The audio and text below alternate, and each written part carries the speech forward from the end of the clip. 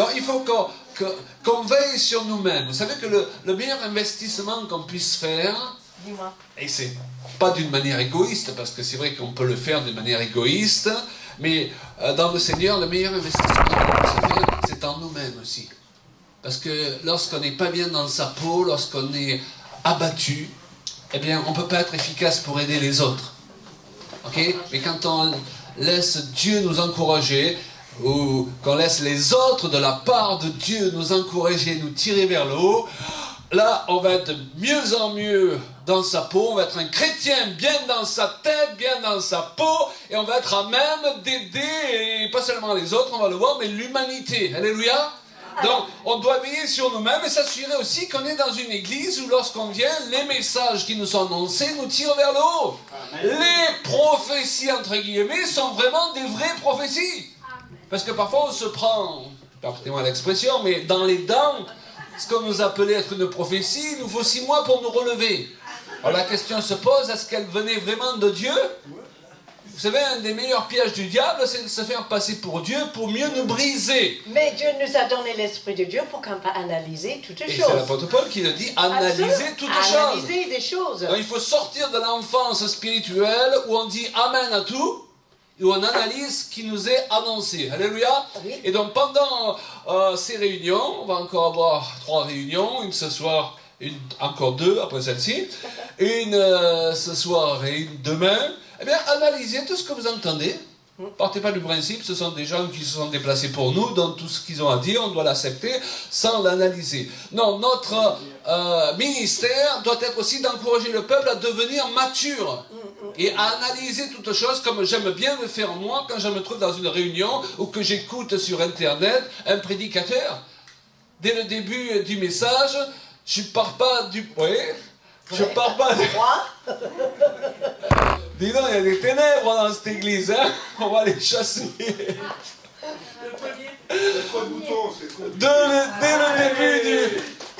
Oui, et la lumière fut.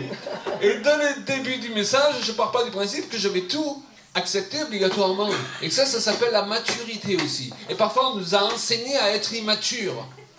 Dans les endroits où on devait nous enseigner à être mature, on nous a enseigné à être immature, à rien discuter.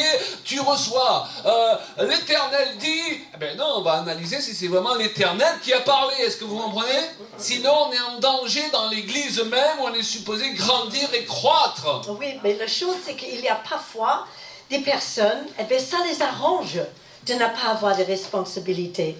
En fait, même de ne pas vraiment grandir spirituellement, eh bien, ils n'ont pas envie d'investir davantage. Donc, ça les arrange qu'on va leur dire quoi dire quand il faut prier. On se lève, on s'assoit, vous donnez le dîme et ensuite basta, c'est bien, vous êtes couvert, l'assurance sociale, c'est déjà investi. Et on peut rester en fait un bébé chrétien toute sa vie. Mais je crois qu'on est dans un temps où le Seigneur, il attend autre chose de son Église. Alléluia. C'est qu'il faut qu'on accepte d'entrer dans une nouvelle phase. Et vous savez que Dieu, il a confiance dans votre opinion. Moi, pendant très longtemps, j'avais une mauvaise opinion de moi-même. Donc, je ne me faisais pas confiance. Et je croyais que Dieu ne me faisait pas confiance. Mais Dieu, il veut nous apprendre à grandir dans la foi, de devenir des chrétiens matures et de pouvoir se dire, mais mon analyse a de la valeur. Vous pouvez le dire avec moi? Mon analyse a de la valeur. J'ai du goût. J'ai du goût. Je peux discerner. Et que Dieu, je me fais confiance que mon opinion, il est valide. Alléluia. Et ça, c'est vraiment une chose importante pour l'Église aujourd'hui, pour les chrétiens d'aujourd'hui, parce qu'on est entouré dans une société remplie de tellement de choses à calculer, à analyser. Et si on n'est pas sûr de ce qu'on croit, ben, l'ennemi peut nous faire croire que notre opinion n'est pas bonne. Qu'on est juste bon à dire amen à tout ce que les autres disent. Exactement. Et de suivre le mouvement qui est parfois semble être suivi par beaucoup de monde, donc certainement ils ont raison, mais le Seigneur nous a donné une intelligence, heureusement pour moi. Qui est venu avec son intelligence cette fois? Il y a des églises, ils ne lèvent pas tous la main. Hein? Et donc vous avez le pouvoir d'analyser, de croire, et pour cela il faut qu'on soit bien enraciné dans l'amour de Dieu et dans la parole de Dieu, et comme ça on peut dire, ah, ça je prends. Non, ça, je crois que... Ça, je vais attendre. Voilà, ça, oui, je sais... C'est votre droit. Voilà, Amen. on a le droit d'analyser toutes choses. N'est-ce pas, ma chérie? N'est-ce pas? Et même dans le couple, hein, c'est même pas parce dans que le je te dis couple. j'ai reçu ça du Seigneur que tu dois dire Amen à tout. Non. Tu dois analyser parce que je ne dois pas te mener dans une galère. C'est gentil. Et vice-versa. On est d'accord? Allez, on va avancer comme ça. Ok. Alors, ce message, il va s'appeler, dans la continuité du thème qu'on a annoncé et abordé déjà hier, pour ce week-end, adopter une bonne attitude dans plusieurs domaines. On se rend compte que le problème dans beaucoup d'églises, c'est quand les gens ont une mauvaise attitude et une mauvaise mentalité. Okay? Ça se répand, une mauvaise mentalité. C'est comme la foi. La foi, ça peut être communiqué, alléluia. Si on apporte des paroles positives et d'encouragement, on va communiquer la foi à tout un peuple. Mais une mauvaise mentalité aussi, ça se communique aux autres. Ouais. Et souvent, les gens qui ont une mauvaise mentalité, justement, ils parlent beaucoup aux autres en privé et ils ne se rendent pas compte qu'ils sapent les fondements d'une chose qui a beaucoup d'importance pour le Seigneur, qui est son assemblée, son Église. Alors, adopter une bonne attitude, on a marqué plusieurs points dans notre relation avec les autres d'une manière générale. Hein? Vous savez que la gentillesse, c'est pas un défaut. Ah, c'est bien ça, de l'entendre. Parce que c'est un des fruits de l'esprit. Selon les traductions, c'est traduit par amabilité ou bienveillance. Et il y a une traduction qui traduit par gentillesse. Moi, j'aime bien les gens gentils. D'ailleurs, une fois, une personne t'a dit, quand tu étais à l'hôpital, vous êtes allergique à quelque chose, et tu as répondu, juste seulement aux gens méchants. Ouais, c'est ça. Hein? Je suis allergique à des gens méchants. Mais à part ça... Donc, nous sommes appelés à travailler, à simplifier la vie des autres.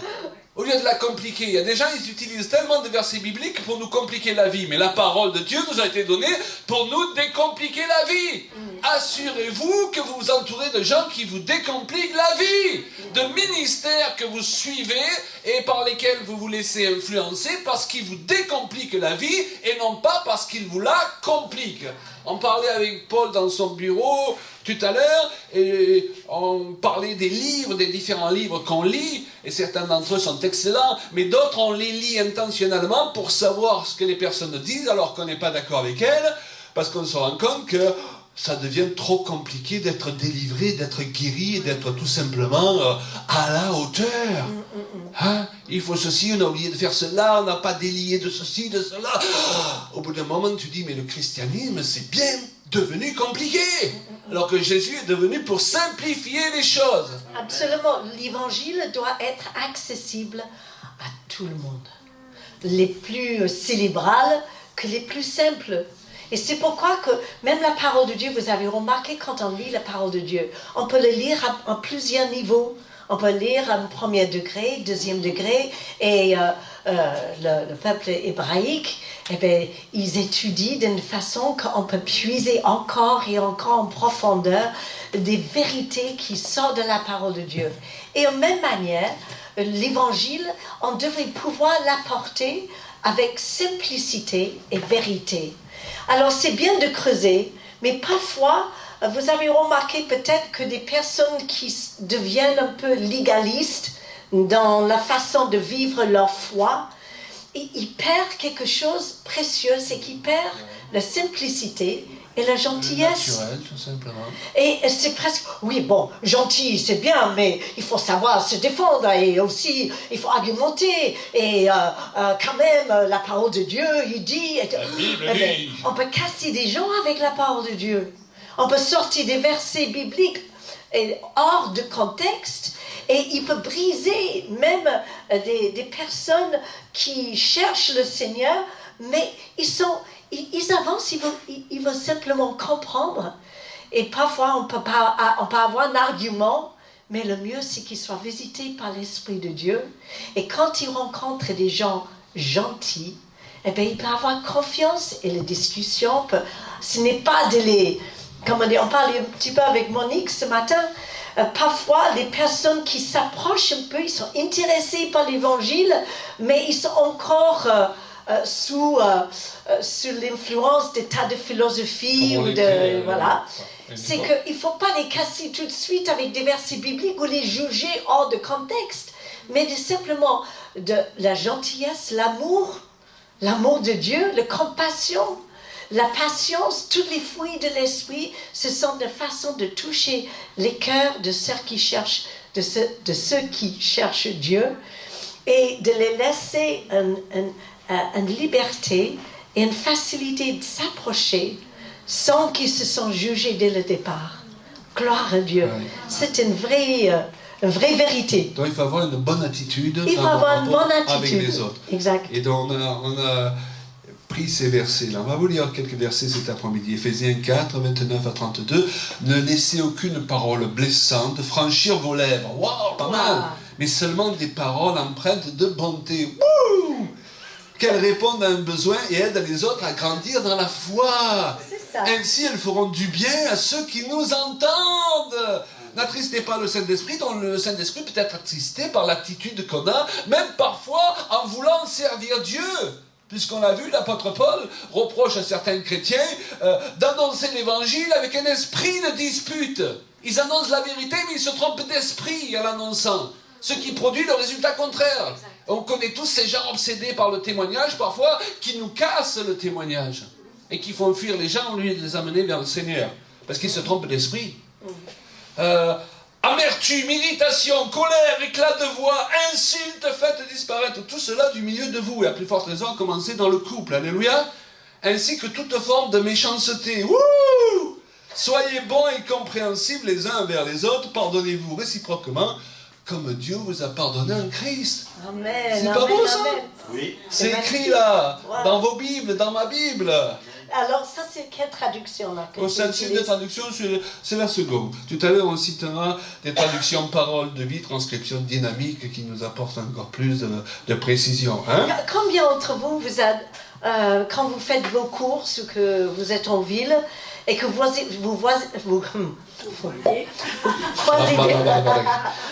des personnes et on voit le stress qui est là. On arrive au supermarché, là, presque on est même la musique qui nous... Je dis bien que j'ai quitté la maison, et entre les courgettes et les tomates, on est déjà stressé. C'est terrible. Et que quand on arrive à la caisse, et nous, on doit apporter la paix en nous. Et de juste parfois dire quelque chose, bonjour, ça va, vous allez bien? Et les gens, ils sont dans leur geste et ils arrêtent quelques secondes, ils nous regardent, ils nous donnent un sourire et on voit le stress qui descend un petit peu. Et voilà, allez-y, au revoir madame, passez une bonne journée. Ah, merci. L'autre jour, je suis sortie du magasin avec un paquet de lait que j'avais laissé battre le chariot, je ne l'ai pas payé. Et je suis retournée pour l'amener, le lait, et je dis, vous nous le ramenez? Je dis, mais oui. Je ne l'ai pas payé. Elle dit, mais ça alors? Et je disais, oh mais merci madame. Oh mais merci beaucoup. C'était lequel caisse? Je ne sais pas, c'était vers là. C'est pour la caméra vidéo. Je dis, quelle société nous sommes aujourd'hui? Où on est même scanné malgré nous quand on paye nos choses. Non, vous êtes filmé, donc souriez. Surtout sur l'autoroute quand vous êtes en vitesse, hein. Ça flash, il faut mieux le... Mais je crois que c'est important de garder une mentalité où on est assise dans le lieu céleste avec Jésus. Alléluia. Il est notre assurance et notre joie. Si Jésus était loin d'une huile de joie, pourquoi je ne dois pas manifester cette joie de vivre tout simplement et la gentillesse? Et c'est incroyable. Moi, souvent, j'ai la faveur de Dieu devant mon mari, parce que simplement, je souris. Bon, pour moi, c'est facile, hein, avec les dents que j'ai. Mais mes parents m'ont légué quelque chose de bien. Hein. Mais j'ai vu que ça change même les gens les plus stressants ou les plus désagréables. J'ai fait un grand sourire et d'un coup, C'est comme la glace qui se fond au soleil et d'un coup ils redeviennent humains. Que j'avais l'impression d'avoir un ordinateur déjà ou une clone devant moi. Donc, quelqu'un humain et on fait sortir de leur meilleur. Parce qu'on a une bonne attitude. Un deuxième domaine dans lequel on va vous parler de développer une bonne attitude, c'est dans notre relation de couple, si vous êtes marié, évidemment. Aïe, aïe, aïe. Réalisez que votre conjoint, oui, c'est moi, entre autres, cette femme-là, avant d'être ma femme, c'est une fille chérie de Papa Dieu. Donc je vais devoir rendre des comptes quant à la manière dont je la traite. Attention. Je crois que si beaucoup de maris chrétiens réalisaient cela, peut-être ils ne diraient pas certaines choses qu'ils disent. Et ça marche dans l'autre sens, n'est-ce pas, chérie? Je suis un fils, chérie. C'est ça, de Papa Dieu. Oui. J'ai une responsabilité de l'honorer et de le traiter d'une façon digne de qui il est et de l'appel et de l'onction qui est sur sa vie et vice-versa. Il faut retrouver la noblesse dans les milieux évangéliques. Ça s'est beaucoup perdu, vous savez. Parfois les gens nous regardent, parfois on juge les chrétiens d'église traditionnelle, oh ils ont trop de traditions, c'est vrai, mais nous, il nous en manque un peu. Hein? On prend un peu tout à la légère, oh c'est la vie dans le sang de Jésus, oh c'est bon, je te parle comme ça, mais tout le monde parle comme ça. Mais on n'est pas tout le monde. On est une race élue, un sacerdoce royal, alléluia. On doit faire attention à la manière dont on se traite, parce que on devra rendre des comptes pour cela. Et puis ça nous ouvre à la maladie, ça nous ouvre à des tas de problèmes, parce que ça donne des prises à Satan. Il faut avoir souvent on parle de cette génération d'honneur, d'honorer les uns les autres. La culture de l'honneur. La culture d'honneur. Mais on a besoin d'honorer nos enfants, de leur parler avec respect. Même quand ça ne nous revient pas immédiatement, mais ils se rappellent, ils enregistrent le comportement qu'ils voient chez papa, chez maman, et leur façon que papa, il parle de maman quand maman n'est pas là, et quand maman, elle parle de papa quand lui, il est au bureau. C'est important de voir les uns et les autres comment ils vivent à la maison et pas que à l'église. Et on doit être le même partout. Donc, adopter une bonne attitude vis-à-vis de nos enfants. Oui. Et puis dans notre sens aussi, vis-à-vis de nos parents. L'importance d'entretenir la relation. Aussi. Vous savez, on a connu certains milieux où, parce que les enfants ils s'éloignaient du Seigneur, les parents ils devenaient désagréables avec les enfants, ils arrêtaient de leur manifester leur amour. Oui, et justement, lorsqu'ils vont revenir, famille. si tu fais ça, ils vont aller trouver tout le monde sauf toi. Hey. C'est ça. Même s'ils vivent des choses qui ne sont pas du tout à la gloire de Dieu, vous êtes quand même leurs parents et qu'on doit garder le contact, garder une relation parce qu'un jour, ça va être de trop et que quand ils vont chercher à qui ils vont pouvoir se confier, si cette porte elle est toujours entrouverte, il va penser qu'il peut revenir à la maison. Mais on a connu parfois des familles chrétiennes qui ont déshérité carrément des personnes ou des enfants à cause de... C'est sûr qu'il y a des situations, on n'est pas en train de juger quoi que ce soit. Il y a des situations vraiment très, très, très compliquées. Mais il faut se rappeler que la vie est longue, normalement, que Dieu nous protège, et que les gens, ils ont le temps de changer. Et que parfois, un gamin qui est hyper actif et très difficile en étant jeune, il peut devenir quelqu'un d'autre quand il devient adulte. Le parcours était long pour nous, il sera aussi long pour eux, et donc il faut leur donner leur chance. Et c'est notre façon que Dieu, il se révèle. Moi, je sais que Dieu, il m'a donné, je ne sais pas combien de chances de revenir à lui. Et il m'a toujours accepté quand je repentis avec tout mon cœur. Et donc, voilà, le rôle des parents, c'est ça aussi, qui trouve Dieu dans nos façons d'agir avec eux. Quelqu'un disait, un enfant n'écoutera pas toujours ce que tu lui dis, mais il suivra plus facilement ton exemple. Donc, on a besoin plus que des paroles. Alléluia. Parce que beaucoup de gens parlent de Jésus, citent toutes sortes de versets bibliques, mais ils ne sont pas des exemples. Dans ton enfant, il se rappellera de l'exemple. En général, il ne se rappelle pas de tout ce que tu lui as dit. Amen. Amen. Alors, quelques versets bibliques. Allez. Alors, Colossiens 3, 18, 19, vis-à-vis de la relation de couple, femmes, soyez soumises. Waouh, j'aime bien ça. Oh là là, c'est pas vrai. Non, verset-là. justement, vous savez, la vraie traduction, Qu'est-ce que tu faisais, hein? c'est une traduction qui manque de nuances. C'est pour ça qu'elle fait peur souvent. Et puis la définition de soumission dans ce monde, c'est pas la même que celle de Dieu. Vous comprenez? Donc si vous donnez les définitions du monde à des termes bibliques, vous ne pouvez pas comprendre ce que Dieu veut vraiment vous dire. Une autre traduction que j'aime bien, c'est « Soyez tendrement dévoués ». Ah, parce que l'idée qui se trouve derrière ce terme, c'est d'être tendrement dévoué à son mari. D'accord? Mais si le mari, il est aimant, et si on a confiance et qu'on est, comment dire, on est en sécurité, eh bien c'est facile d'être tendrement dévoué. Même le mot soumission, ça ne nous fait pas peur si c'est quelqu'un qu'on sait va prendre soin de nous. Et puis parce que dans ce cas, il prend une autre connotation. Soumission signifie sous la mission, tu portes la mission. Alléluia, et ça c'est glorieux, c'est pas humiliant. Marie, aimez chacun votre femme et ne nourrissez pas d'aigreur contre elle. Souvent les maris, ils s'énervent facilement. Hein? Ils rentrent à la maison, mais pourquoi c'est tout en désordre? Ben, il y a quand même 4 enfants. Hein? Tu as oublié que tu as fait 4 enfants? Enfin, nous on a fait 4 enfants. Hein? Marie, aimez chacun votre femme et ne nourrissez pas d'aigreur contre elle. Éphésiens 5,15. Que les maris portent à leur épouse le même amour que celui dont le Christ a aimé l'Église. On parlera peut-être de ça demain matin, mais vous savez, moi j'ai une conviction, des fois ça gêne qu'on prêche ce genre de message radical avec mon épouse, mais on ne peut pas être un bon père spirituel si on n'est pas d'abord un bon père tout court. Et on ne peut pas être un bon pasteur si on n'est pas d'abord un bon mari. L'apôtre Paul, dans l'Écriture, il fait le rapprochement avec ça. Il dit comment est-ce que quelqu'un s'occupera de l'Église du Seigneur s'il ne se prend pas soin de sa propre maison.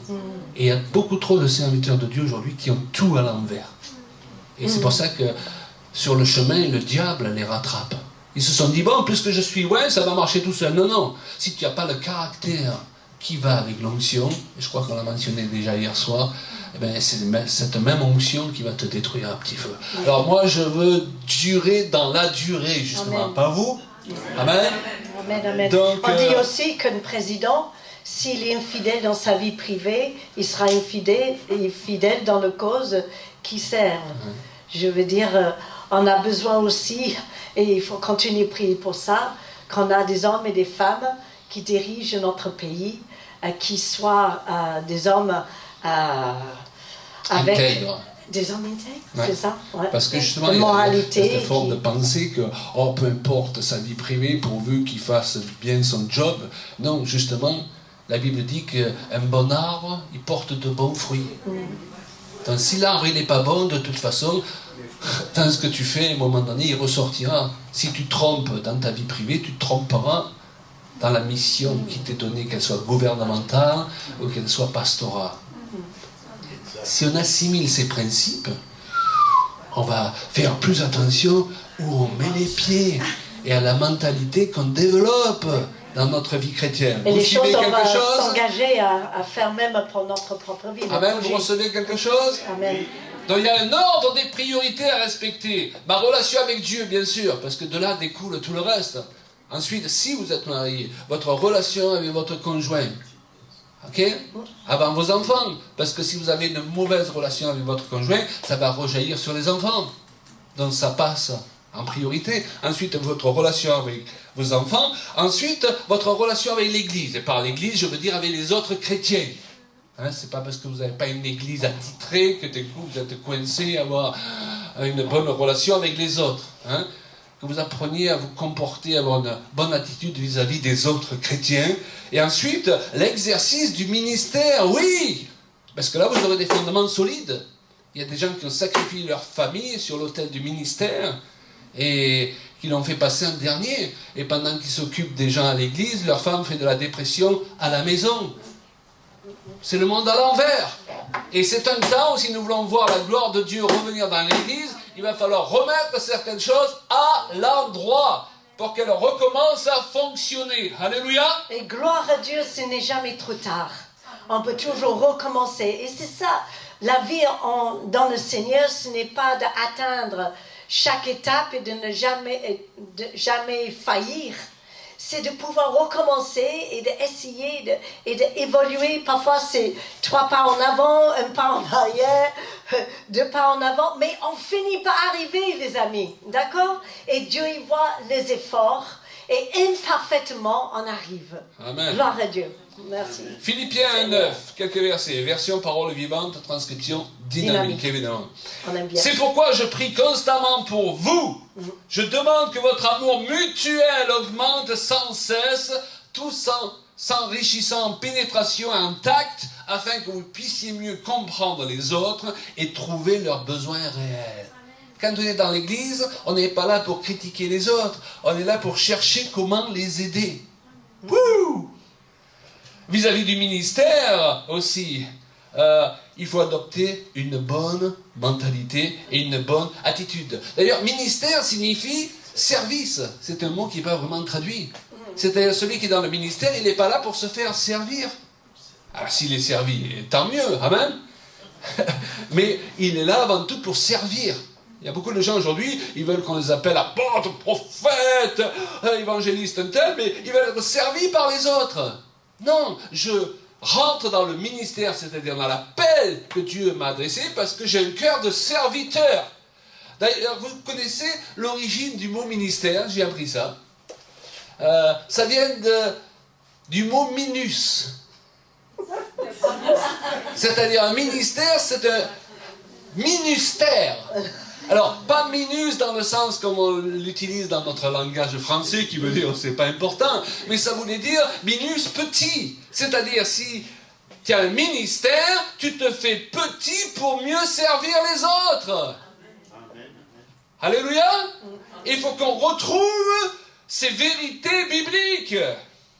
Vis-à-vis du ministère, Tite 2,7, Paul lui dit qu'il faut offrir à ceux qui t'écoutent, par ton comportement, un modèle qu'ils puissent imiter en tout point. Si tu décides de servir Dieu, tu décides d'être un modèle que les autres peuvent imiter. Tu n'es pas dans le ministère pour les offrandes. Tant mieux si tu en reçois, mais ce n'est pas l'objectif premier.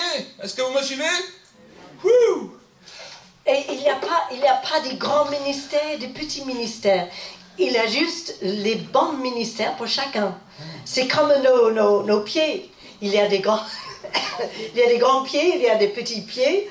Mais on s'en fout, on veut des chaussures qui soient à notre taille.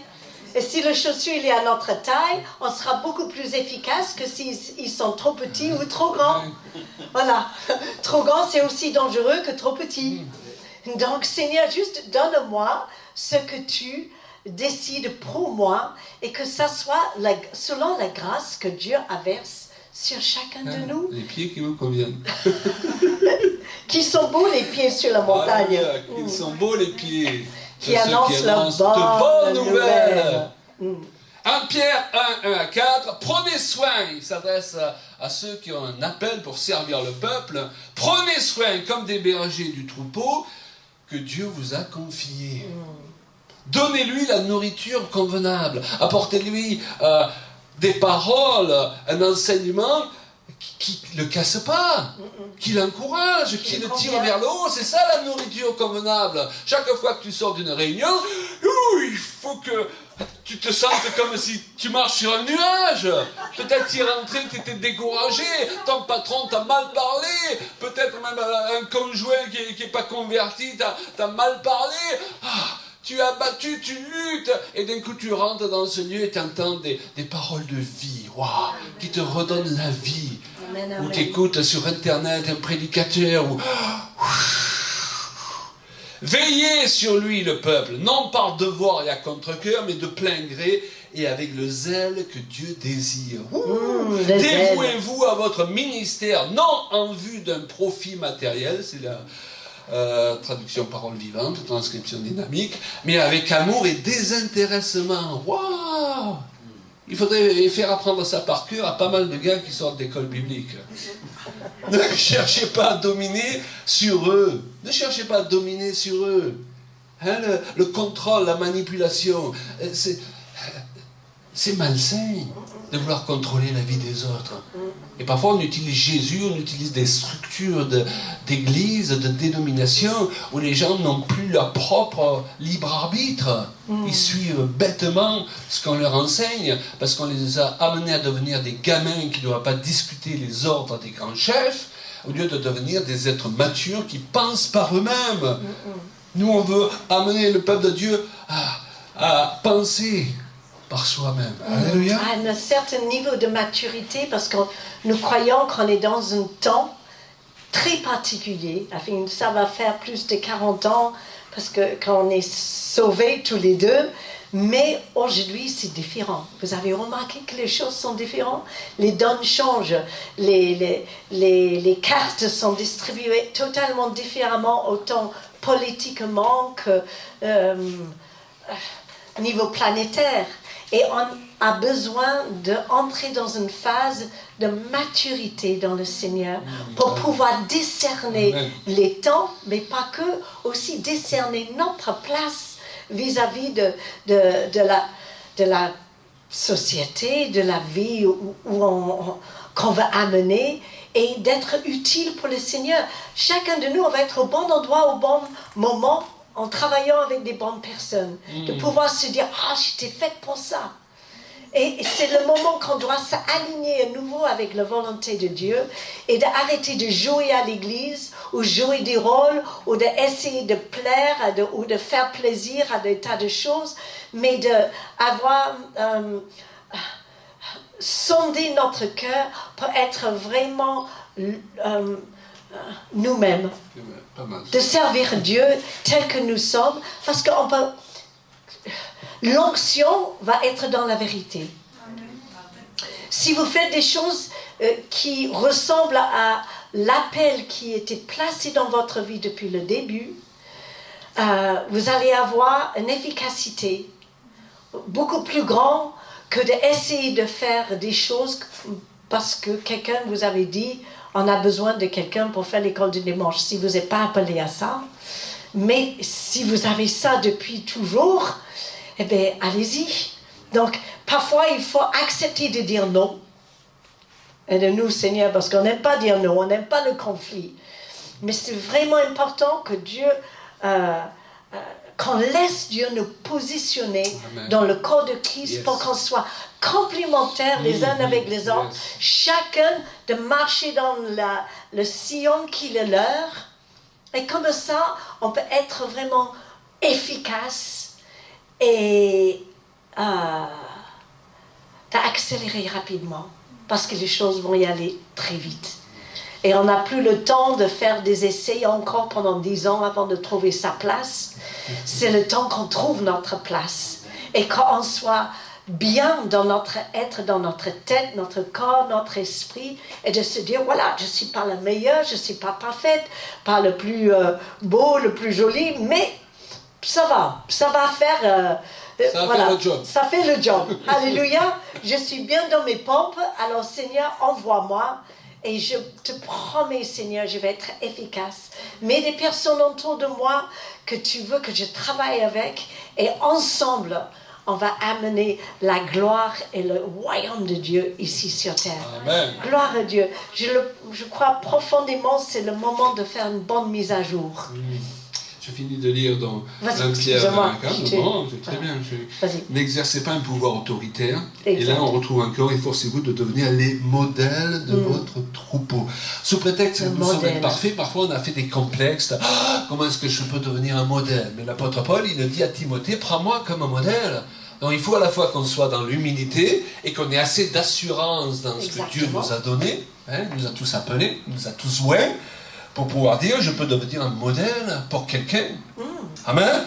Et je vous ouvre une parenthèse pour vous dire, il est temps aussi de plus éprouver les ministères. Parce que dans Apocalypse 2.2, Jésus parle à une église, il lui dit, je connais tes œuvres, ton travail, je sais que tu ne peux supporter les méchants, que tu as éprouvé ceux qui se disent apôtres. Aujourd'hui, il y a des tas de gens qui se disent apôtres de tous les côtés. Et 80% d'entre eux n'ont jamais reçu un ministère d'apôtre. Ils veulent juste des titres. Donc tu as éprouvé ceux qui se disent apôtres et qui ne le sont pas. Donc déjà, il y avait ce problème à l'époque de l'apôtre Paul. Et tu les as trouvés manqueurs. Et éprouver, en grec, ça sous-entend une idée. L'idée de se mettre autour d'une table avec quelqu'un. Quelqu'un, par exemple, te dit, j'aimerais venir prêcher dans ton église. Avant de lui dire Amen, Alléluia, parce qu'on m'a dit que tu avais tel titre, ben, je me mets autour d'une table avec lui, je fais un Zoom, vidéoconférence, et je lui pose des questions. C'est ça. Je me renseigne si les églises qu'il a visitées avant ont été bénies ou si elles sont en morceaux. Hein? Je veux savoir si sa femme est épanouie, hein? Je veux savoir si ce qu'il prêche, il le vit d'abord dans sa propre maison. À l'époque, c'était ça. Ok? Éprouver. Jésus il dit éprouver les ministères. Moi j'ai été pasteur pendant 20 ans et c'est vrai, on a manqué de sagesse. Souvent on a invité des gens, mais lorsqu'ils partaient après le week-end, il fallait réparer tous les pots cassés, quoi. Je me rappelle une qui disait voilà, maintenant je vais me mettre là, vous allez tous venir mettre une somme d'argent dans mes mains, quoi. Et c'est ma femme qui traduisait. Donc j'ai dû me lever en tant que pasteur. Elle a arrêté de dire ici on ne fait pas ça, on n'est pas coincé avec l'argent, on n'a aucun problème avec le sujet, mais il y a des méthodes qu'on n'utilise pas dans cette église. Amen. Amen. Et croyez-moi, il faut avoir du courage pour dire non, comme tu disais. En fait, tu es en train de dire que c'est le temps qu'on doit exercer l'autorité que Dieu nous a donnée. Amen. Sans honte. Et que pour cela, il faut être bien dans son identité. C'est fini de se culpabiliser. Chaque fois qu'on essaie de faire quelque chose, on n'est pas sûr. Hier soir, on a parlé de ne pas se mettre sous des jougs inutiles. Mais je pense que c'est vraiment le temps qu'on devrait se lever à notre propre valeur, sans exagérer, et de se dire, voilà, ben moi je suis bon à ça. Donc je peux œuvrer et vous pouvez me faire confiance. Ça, c'est pas trop mon point fort, il faut mieux trouver quelqu'un d'autre. Mais c'est de pouvoir se voir. C'est de pouvoir se voir comme Jésus nous voit et ensuite d'y aller avec l'assurance. C'est pas merveilleux d'avoir l'assurance dans l'œuvre de Dieu. Et ça paraît contradictoire, humilité, assurance. Mais votre assurance, elle est dans le don que Dieu vous a donné. Mais vous pouvez exercer avec assurance et humilité un don que Dieu vous a donné. C'est ça. Amen. Alors, le dernier point qu'on veut partager, c'est développer une bonne mentalité et une bonne attitude dans la société. Hein, qui nous entoure. On est appelé à être une lumière, un repère, un phare pour ceux qui ne connaissent pas le Seigneur. Pour cela, on est appelé à marquer la différence, parce que la Bible dit, on verra ainsi la différence entre celui qui sert Dieu et celui qui ne le sert pas. Et parfois, les gens, ils ne voient pas cette différence, parce que tu te mets en colère comme les autres, tu es dans la médisance comme les autres, tu râles comme les autres, donc ils ne voient pas la différence. Et quand tu dis, je suis chrétien, ils disent, ah bon, j'imaginais pas. Là où ils sont supposés dire, ah ben je pensais bien qu'il y avait quelque chose. Est-ce que vous comprenez? Plus que des paroles. Et il y a quelques versets là très intéressants. Galates 6, 9, 10. Faisons le bien sans nous laisser gagner par le découragement, car si nous ne nous relâchons pas, nous récolterons au bon moment. Ainsi donc, tant que nous en avons l'occasion, faisons du bien à tout le monde. À tout le monde, on est là pour bénir les gens. On n'est pas là pour être contre eux, comme on l'a dit. Bien sûr qu'on n'est pas pour certains comportements qui ont lieu dans ce monde. Mais quand on ne connaissait pas le Seigneur, certains d'entre nous, on était pire. On n'est pas là pour faire la morale à des gens qui n'ont pas encore compris l'Évangile. Est-ce que vous comprenez? On est là pour leur annoncer l'Évangile, que Dieu les aime dans l'état dans lequel ils sont. Mais, comme disait quelqu'un, il les aime trop pour les laisser comme ils sont. Mais ça, c'est la deuxième phase. Il ne faut pas commencer à mettre la phase 2 à la place de la phase 1. Est-ce que vous comprenez? Et peut-être si on est justement sur leur chemin, ou on croise quelqu'un, il est en formation. Rappelez-vous que Jésus, il a aimé Marie de Magdala toute sa vie. Il n'a pas juste... Dieu n'était pas intéressé par Marie de Magdala à partir du moment qu'elle était délivrée. Il a aimé depuis qu'elle était toute petite. Il a connu sa vie, ce qu'elle a vécu, les abus, les difficultés. Et tous ceux qui sont autour de nous, l'Église ne s'arrête pas aux quatre murs de notre assemblée. Dieu, il est en train de travailler dans le cœur de chaque personne qu'on rencontre. Et qu'il connaît combien c'est difficile. Il sait que c'est difficile. Et il y a beaucoup de personnes, ils cherchent Dieu, mais ils ne le savent pas. On le cherche mal. Donc ils le cherchent mal. Ils cherchent dans les mauvais endroits. Ils cherchent dans des philosophies ou des trucs, même parfois de magie ou des autres choses. C'est une quête de spiritualité. Et peut-être le Seigneur, il a décidé que vous allez être sur leur chemin à un moment donné, pas pour les juger et pour dire « Ah, Berg, oh, c'est pas bien, oh ça. mais alors, oh. ouais, c'est pas bien ». Mais de se dire « On peut s'asseoir, on discute, j'écoute ».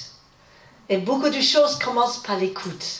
Jésus, vous avez écouté, il vous avait changé parce qu'il était patient avec vous. Il était patient avec moi. Moi, je suis convaincue que je ne serais pas en vie s'il ne serait pas venu me chercher. Et là, avec quelle patience qu'il a eue pour moi, mais encore plus avec Claude, hein, je pense. Oh, peut-être encore plus de patience avec certains d'entre vous. Elle m'a ôté de la bouche la plaisanterie que j'allais faire dans la française. Alléluia. Mais le Seigneur m'a tiré de la fosse. Est-ce qu'il y a des personnes ici où le Seigneur, il nous a sortis de la fosse dans laquelle on était et il nous a placés sur le rocher. Donc il faut qu'on ait le regard de Dieu quand on va vers les autres et de décerner l'esprit de Dieu qui se trouve parfois juste, il est presque éteint, mais il soupire de pouvoir retrouver la flamme. Et nous, on est là pour les fortifier, pour les encourager et pour les relever. Alléluia. Colossiens 4:5, conduisez-vous avec sagesse dans vos relations avec ceux qui n'appartiennent pas à la famille de Dieu, en mettant à profit toutes les occasions qui se présentent à vous, que votre parole soit toujours empreinte de la grâce de Dieu et pleine de saveur pour savoir comment répondre à propos à chacun. Waouh! Donc en conclusion, nous avons autre chose à faire, mes amis, que de nous compliquer la vie. Et nous avons autre chose à faire que de compliquer la vie des autres. Hein, parfois, certains chrétiens, vous avez l'impression qu'ils raisonnent en disant « Donnez-moi quelque chose de simple, je vous l'aurai compliqué en 5 minutes. » Vous en connaissez comme ça? Ou il n'y en a que dans la région PACA? Hein? Alors que notre vocation, c'est tout le contraire. C'est de prendre ce qui est compliqué dans la vie des gens et de le rendre simple. Waouh! C'est une belle vocation d'ailleurs. Hein? Absolument. On a autre chose à faire que passer son temps à critiquer les autres ou à se justifier vis-à-vis des critiques qu'on reçoit aussi. On a autre chose à faire que de se justifier. Il y a ce verset d'Ecclésiaste 11:6 qui dit « Dès le matin, sème ta semence et le soir, ne laisse pas reposer ta main. » Ouais. Nous, le matin, on se lève, on est là pour bénir Dieu, on est là pour chercher à comprendre comment se bénir l'un et l'autre, on est là à chercher à comprendre comment écrire des messages qui vont bénir le peuple de Dieu. Le soir, on se couche, on bénit Dieu pour la journée, on se pose la question, où est-ce que tu as vu Dieu aujourd'hui? Voilà. Donc il ne reste plus beaucoup de temps pour se prendre la tête tous les deux. C'est des gens qui font rien, qui ont du temps pour critiquer les autres. Hein? On a un très beau port à Toulon, là, et vous voyez l'été, vous voyez des gens qui sont aux terrasses, là. Et donc, ils n'ont rien à faire. Café, et donc, qu'est-ce qu'ils font? Ils critiquent les gens qui passent. Ah oui, ils sont là. Tiens, la robe de celle-là, oh là, celui-là, sa coupe de cheveux. Ben là, oh, pour qui se prend celui-là?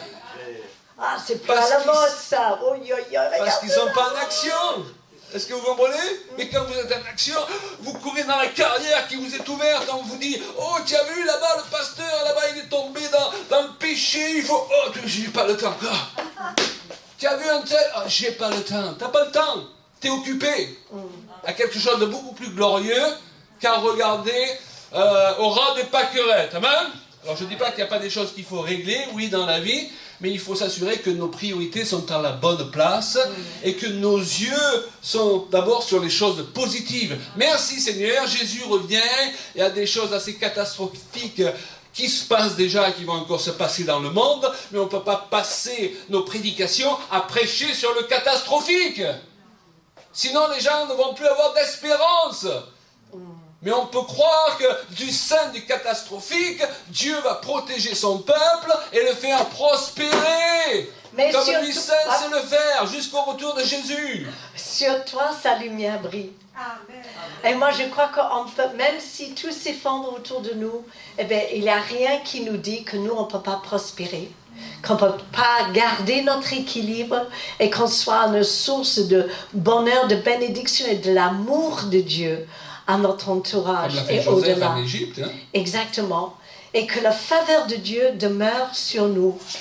Alléluia. Moi, je prie maintenant que la faveur de Dieu soit sur chacun de nous ici cet après-midi, sur nos foyers, sur nos enfants, nos parents, sur nos activités, notre travail, sur nos églises et sur tous ceux et celles qui croisent notre chemin quotidiennement. Seigneur, que la faveur de Dieu soit sur nous et que la joie de t'appartenir ne nous quitte jamais, que personne n'ait rien, ni la maladie, ni la guerre, ni la chaleur ou les choses qui vont être déréglées dans notre vie autour de nous. Rien ne peut nous séparer de l'amour de Dieu manifesté par Jésus-Christ. Alléluia, Seigneur, merci pour chacun de nous ici cet après-midi. Merci parce que tu verses sur nous chaque matin, des bénédictions. À tous ceux et celles qui mettent leur confiance en toi, ton bras n'est pas trop court, mais tu es là pour nous servir, tu es là pour nous renouveler et de nous dire, vas-y, recommence. Et la victoire, Seigneur, il n'est pas que à nous, la victoire est à toi. Parce que l'Église est en train de s'embellir et devenir de plus en plus magnifique jusqu'à ton retour. Merci Seigneur, qu'on soit au bon endroit, qu'on soit en train de faire des bonnes choses, les choses qui nous ressemblent parce que tu nous as mis ces choses en nous.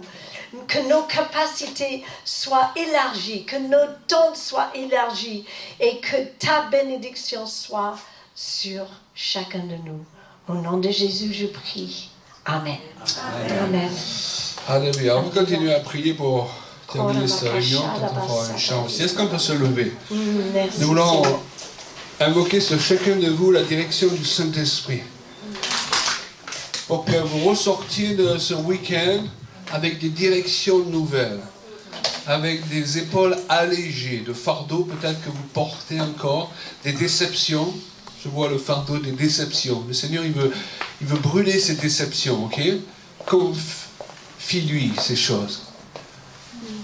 Sois allégé, que ton esprit soit allégé. Si tu ressens à l'écoute de ce message que tes priorités ne sont pas à la bonne place, personne n'est là pour te condamner cet après-midi, ok?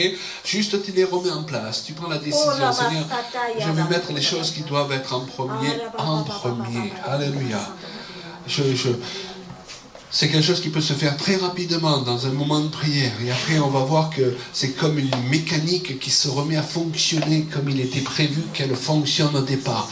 Le diable a semé tellement de grains de sable dans les mécaniques, permettez-moi l'expression, que nous sommes quelque part, dans notre esprit, notre âme, notre corps même, pour que ça ne marche plus, ça marche de travers, pour qu'on ait, au lieu d'avoir 100% de résultats, on n'ait que 20% de résultats. Et nous prions pour que ces temps voient se lever un peuple qui retrouve ses priorités. En retrouvant ses priorités, il va retrouver le ministère de guérison divine qu'on a du mal à trouver puissamment efficace ces dernières années. Quelque chose a quitté l'Église, n'est plus fort comme on l'a connu à une époque. Mais ne vous laissez pas décourager. Dieu est en train de faire revenir son onction avec une force plus forte, 7 fois plus forte.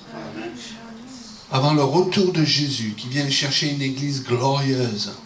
toute une partie de l'Église va devenir glorieuse, va reconnaître les signes et les prodiges, à un point que même ceux qui ont connu les actes des apôtres au ciel, la nuée des témoins, diront « Waouh, quelle époque glorieuse à laquelle vous avez vécu !»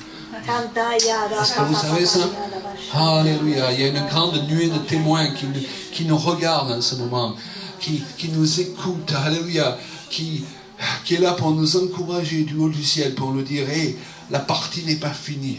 Ne regardez pas tout ce que le diable fait autour de vous dans ce monde, mais regardez au projet que Dieu a, parce qu'il a toujours prévu de venir chercher son Église, et il n'est pas question qu'il vienne chercher une Église qui ne tienne pas la route. Elle est belle, elle s'est préparée, l'épouse. Alléluia. C'est ce qu'il est dit dans l'Apocalypse, et c'est notre responsabilité à tous, eh bien, de faire notre part pour la préparation de l'épouse.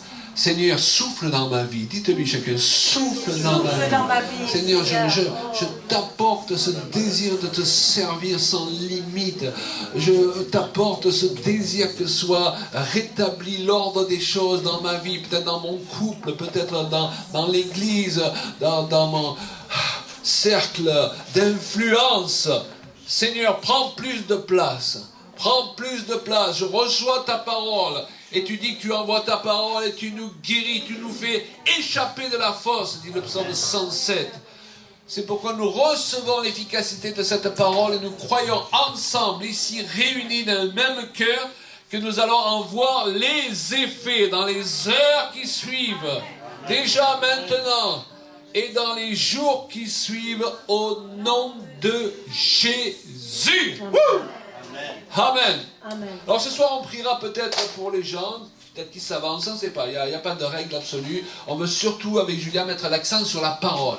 Vous savez, vous pouvez prier 10 fois pour les gens, ils tombent 10 fois par terre et ça ne change pas obligatoirement quelque chose. Parce qu'ils repartent, ils n'ont pas reçu la parole. Et puis tu peux rester debout, mais tu reçois la parole, elle va changer ta vie. Alors on veut mettre l'accent sur la parole.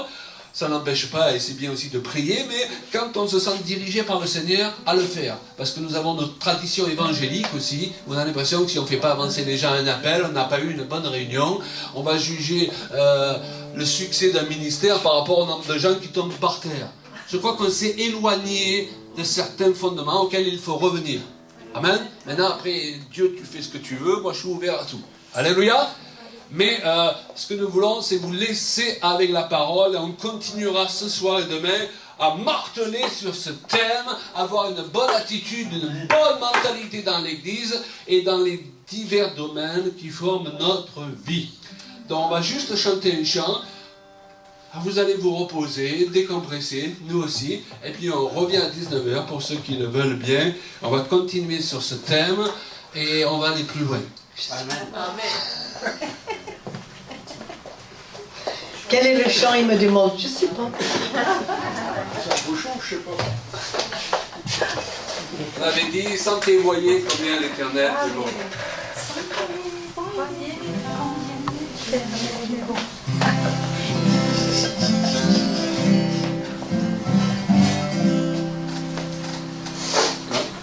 C'est bon? Allô, allô? 1, 2. 1, 2. 1, 2, 2, 2. Vous êtes là toujours? Oui. C'est bon. Sentez, voyez combien l'Éternel est bon. Sentez, voyez combien l'Éternel est bon. Hey! Sentez, voyez combien l'Éternel est bon. Sentez, voyez combien l'Éternel est bon. L'Éternel est mon berger, je ne manquerai de rien. Il me fait reposer dans de verts pâturages. Il restaure mon âme à cause de son nom. Oui, le bonheur et la grâce m'accompagneront. Sentez, voyez combien l'Éternel est bon. Sentez, voyez combien l'Éternel est bon. Encore. Sentez, voyez combien l'Éternel est bon. Sentez, voyez combien l'Éternel est bon. Les paroles? Les paroles? Il restaure